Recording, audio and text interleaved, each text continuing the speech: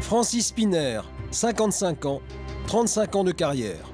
Un monstre sacré du barreau. Avocat de l'Élysée pendant la présidence de Jacques Chirac, il est aussi le seul avocat à avoir osé affronter le président libyen Kadhafi en 1999 dans l'attentat contre le DC-10 du TA. Maître Spinner, c'est aussi un style hors du commun. Spinner, c'est un vrai avocat.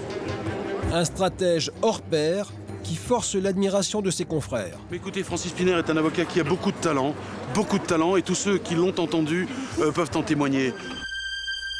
Un avocat que nous avons suivi la semaine dernière dans une des affaires les plus médiatiques de l'année, le procès Viguier. Comme chaque matin depuis 3 semaines, Maître Spinner se rend au palais de justice d'Albi.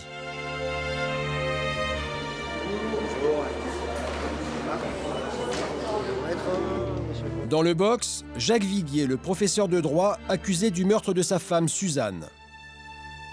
Dans ce procès, Maître Spinner représente Carole, la sœur de la victime. Elle est convaincue que c'est Jacques Viguier qui a tué Suzanne.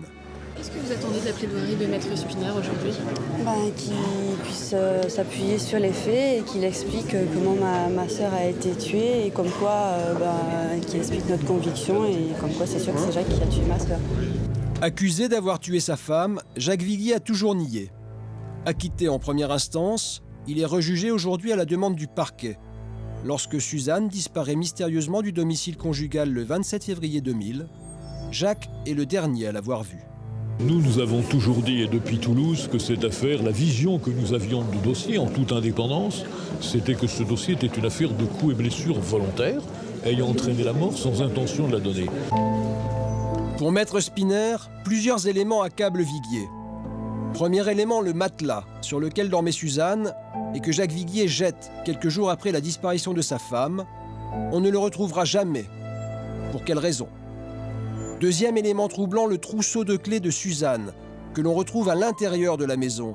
Si Suzanne est partie de son plein gré, comment a-t-elle fait pour ouvrir la porte et sortir sans ses clés ?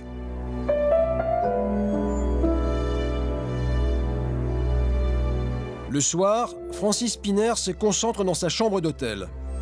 Demain, il sera seul contre tous. Il prépare minutieusement sa plaidoirie. Alors donc ça, c'est en réalité tout le dossier qui est utile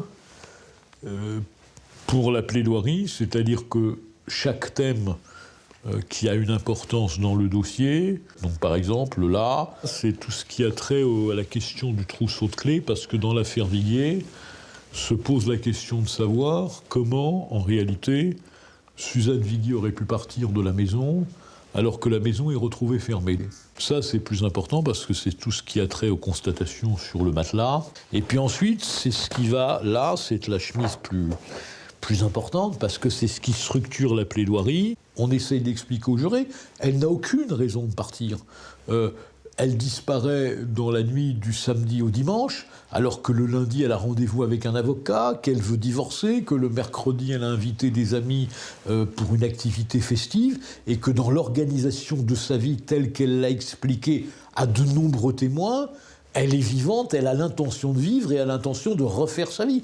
Donc elle n'a aucune raison de partir. Et donc si elle n'est pas partie volontairement, c'est qu'évidemment, elle a disparu parce qu'elle est morte et parce qu'elle a été tuée. Francis Spinner maîtrise parfaitement ses dossiers. Il a toute sa plaidoirie en tête. Il n'écrit jamais rien à l'avance. Vous ne dormez pas les veilles de plaidoirie ? Je plaide beaucoup la nuit. Vous êtes dans votre lit, vous dites tiens, je pourrais dire ça, non, je pourrais commencer, non, ça c'est pas bon. Donc, non, tiens, ça, plutôt ça, voilà. Le lendemain matin, au palais de justice d'Albi, Maître Spinner est stressé.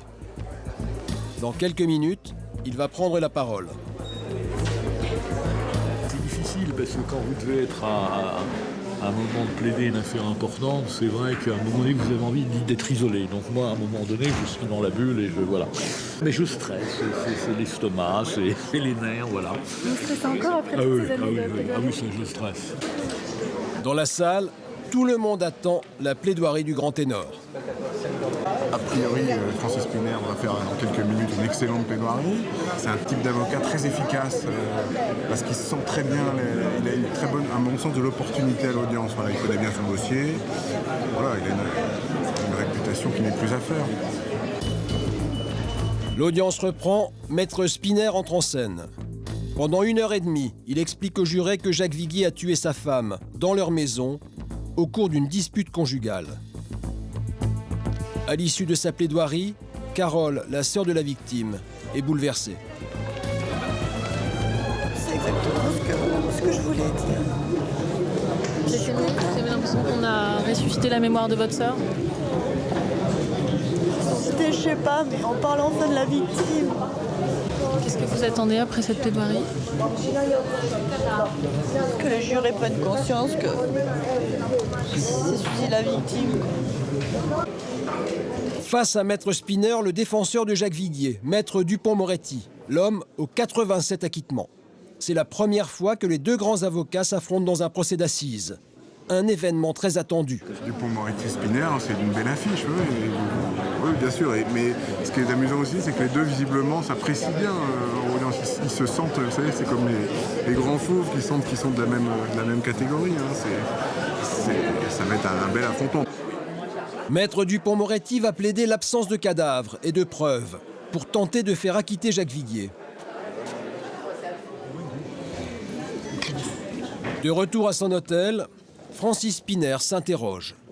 Non, ce qui est terrible, c'est quand vous avez terminé, vous vous dites maintenant, je sais que la plaidoirie que je devrais faire.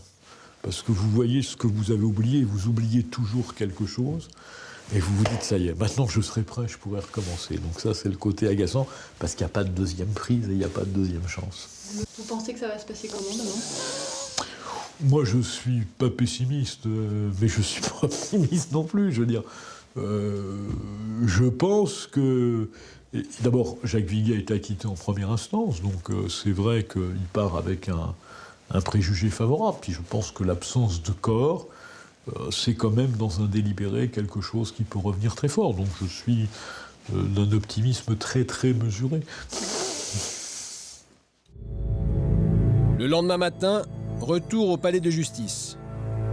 Le verdict va être rendu. 15 à 20 ans de prison ont été requis contre Jacques Viguier. Maître Spinner est tendu. Cela fait 5 heures que les jurés se sont retirés pour délibérer.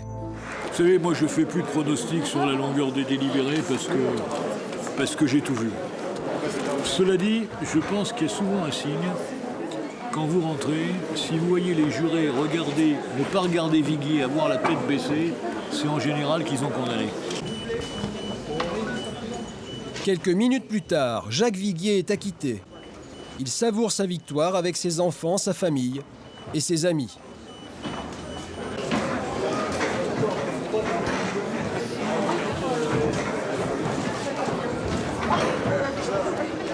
Sur le perron du palais de justice, la foule applaudit son défenseur, Maître Dupond-Moretti.